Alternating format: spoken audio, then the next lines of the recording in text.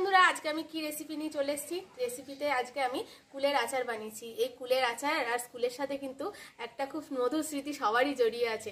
তো নমস্কার বন্ধুরা, শম্পা রান্নাঘরে আপনাদের অনেক স্বাগত। চলুন রেসিপিটা শুরু করি, আর সম্পূর্ণ রেসিপিটা দেখার অনুরোধ রইল। দেখুন, এখানে আমি কুলগুলো বাজার থেকে কিনে এনে বেশ ভালো করে পরিষ্কার করে ধুয়ে নিয়েছিলাম। ধুয়ে এগুলো গামছা দিয়ে বেশ একটা একটা করে মুছে, আর এগুলো দেখুন ফাটিয়ে নিয়েছি, প্রত্যেকটা ফাটিয়ে নিয়েছি। ফাটিয়ে নিয়ে একটু হলুদ মাখিয়ে আমি এটাকে একদিন মতো এটা রোদ খাইয়ে নিয়েছি।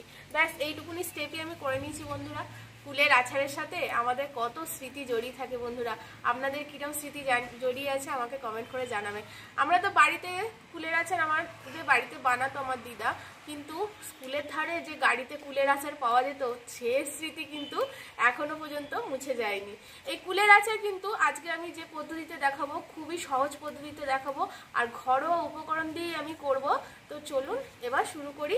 এখানে দেখুন আমি প্রথমে একটা কড়া বসিয়ে দেবো, আর এখানে দেখুন কয়েকটা মশলা আমি ভেজে নেবো কাঠখোলায়। এখানে দেখুন মৌরি নিয়েছি, জিরে নিয়েছি, দুটো শুকনো লঙ্কা নিয়েছি। আপনারা যেরকম ঝাল খান বন্ধুরা সেরকম শুকনো লঙ্কা এখানে দেবেন। আর দেবো 1 চামচ মতো এখানে 5 ফোড়ন। ব্যাস এই 5 ফোড়নটা দিয়ে আমি কাঠখোলায় একটু ভেজে নেবো। প্রথমে যেহেতু শুকনো লঙ্কা ভাজতে দেরি হয়, তো প্রথমে শুকনো লঙ্কাগুলো একটু এরম করে ফাটিয়ে দিয়ে দেবো।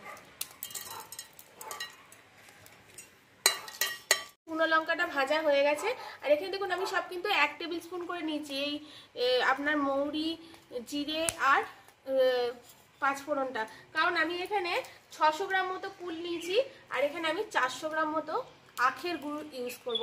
আপনারা চাইলে চিনি ইউজ করতে পারেন, কিন্তু আখের গুড়টা ইউজ করবেন, কারণ আখের গুড়ে খুব সুন্দর ফ্লেভার আছে বন্ধুরা। দেখুন মশলাটা আমার ভাজা হয়ে গেছে, এটাকে আমি নামিয়ে নেবো। দিয়ে আবার আমি কড়াটা বসিয়ে দেবো। এই কুলের আচারটা করতে বন্ধুরা বেশি সময়ই লাগে না, অল্প সময়ের মধ্যেই কিন্তু হয়ে যায় কুলের আচারটা বাড়িতে। আপনারা ট্রাই করবেন, দেখবেন খুব সুন্দর হয় আমি যেরকম পদ্ধতিতে দেখাচ্ছি। তো প্রথমে দিয়ে দেবো 1 বাটি জল, আর এখানে আমি দিয়ে দেবো আমি যে 400 গ্রাম গুড়, এখানে দেখুন আখের গুড় নিয়েছি, আখের গুড়টা পুরোটাই দিয়ে দেবো। আপনাদের আখের গুড়ে যদি অনেক সময় নোংরা থাকে তাহলে আপনারা কিন্তু এই জল দিয়ে ফুটিয়ে একটু ছেঁকে নিতে পারেন, কিন্তু আমি একদম পরিষ্কার গুড় এনেছি দোকান থেকে, তাই আমি এখানে ছাঁকবো না, এটাকে গলিয়ে নেবো। বেশ 2-3 মিনিট ফুটিয়ে নিয়েছি। দেখুন বন্ধুরা গুড়টা বেশ গলে গেছে। এবার আমি এখানে কুলগুলো দিয়ে দেবো। কোনো ফোড়নও দেবো না, আর কুলগুলোকে ভাজবও না। এইরকম প্রসেসে একবার করে দেবেন বন্ধুরা, খেতে কিন্তু দুর্দান্ত হয়। দিয়ে একদম দেখুন একদম আঁচটা কিন্তু অল্প করে দেবেন, একদম অল্প আঁচে কিন্তু জাল দিতে হবে। কুলটা যেহেতু ফাটানো আছে বন্ধুরা, দেখবেন এই গুড়ের যে স্বাদটা কুলের ভেতর পর্যন্ত কিন্তু একদম ঢুকে যাবে। এটাকে ততক্ষণ ফুটুক বন্ধুরা। আর এখানে দেখুন আমার মশলাটা ঠান্ডাও হয়ে গেছে। এই মশলাটাকে এবার আমি গুঁড়ো করে নেবো। মশলাটা কিন্তু খুব গুঁড়ো করবেন না, একটু দানা দানা যাতে থাকে সেরকম গুঁড়ো করবেন, তাহলে কি হবে আচারে খেতে ভালো লাগবে।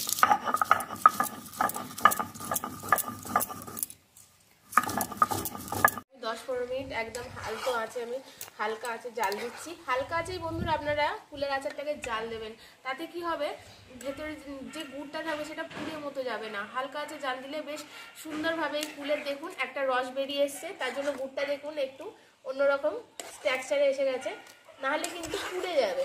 আর এখনই আমি এর মধ্যে বিট নুন দিয়ে দেবো। অনেকে বলে নামানোর সময় দিতে, কিন্তু না, আমি এখনই দিয়ে দেবো যাতে ফ্লেভারগুলো সব এই ফুলের আচারের মধ্যে ভালোভাবে মিশে যায়।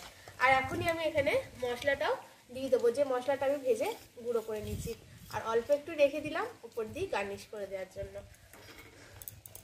এর ফ্লেভারগুলো কিন্তু সব এই আচারের মধ্যে ঢুকে যাবে, নাহলে কিন্তু অনেকে বলে নামিয়ে রাখার পরে দিতে, কিন্তু আমি আগেই দিয়ে দিলাম, দেখবেন খুব সুন্দর হয় আগে দিলে।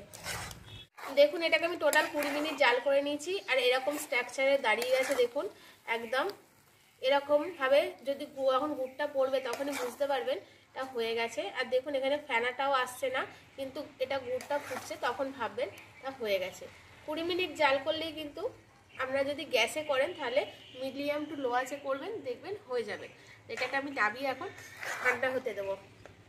বন্ধুরা, এটা যদি আপনারা অনেক দিন রেখে খেতে চান কুলের আচারটাকে, কিছুই না, এর মধ্যে 1 চামচ আপনারা ভিনিগার অ্যাড করবেন। তাহলে কি হবে, এটা অনেক দিন আপনারা রেখে খেতে পারবেন। ভিনিগার কিন্তু সবসময় প্রিজারভেটিভের কাজ করে। তো এটাকে আমি ঠান্ডা করে নেবো, তারপরে এটাকে সার্ভ করবো।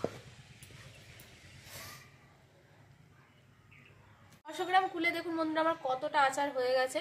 এটাকে বন্ধুরা একটা স্ক্রিপ্টস আপনারা ফলো করে রাখবেন, এটাকে ঠান্ডা হলে তবেই কিন্তু একটা কাচের জারে ভরে রাখবেন। কাচের জারে ভরে রাখলে কিন্তু সহজে নষ্ট হয় না, আপনারা প্লাস্টিকের জারে ভরবেন না। যদি সম্ভব হয় এটাকে কিছুদিন রোদেও দেবেন। দেখুন বন্ধুরা কি সুন্দর দেখতে হয়েছে কুলের আচারটা, কত সহজ পদ্ধতিতে আমি বানিয়ে দেখালাম, আপনারা দেখলেন তো। আর বন্ধুরা, এই কুলের আচার দেখে কি আর লোভ সামলে রাখা যায়? আমার জিভে তো জল এসে গেল বন্ধুরা। একটু গরম আছে,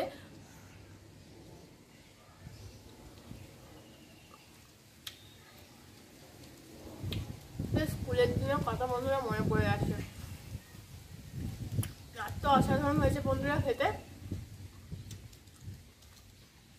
দারুণ হয়েছে বন্ধুরা, দারুণ। আমি তো এই কুলের আচার খেতেই থাকি বন্ধুরা, এত সুন্দর খেতে লাগবে। আর আপনারা আমার চ্যানেল নিত্য নতুন রেসিপিতে প্লিজ বন্ধুরা আমার চ্যানেলটিকে সাবস্ক্রাইব করে শেয়ার, লাইক, কমেন্ট করে দেবেন। আর আমার চ্যানেলে দেওয়া নতুন ভিডিও নোটিফিকেশান পেতে প্লিজ বন্ধুরা আপনারা পাশের বেল আইকনটা প্রেস করে দেবেন। তো আজকের মতো টাটা বন্ধুরা, আবার আসো একটা নতুন রেসিপি আপনাদের সাথে শেয়ার করার জন্য।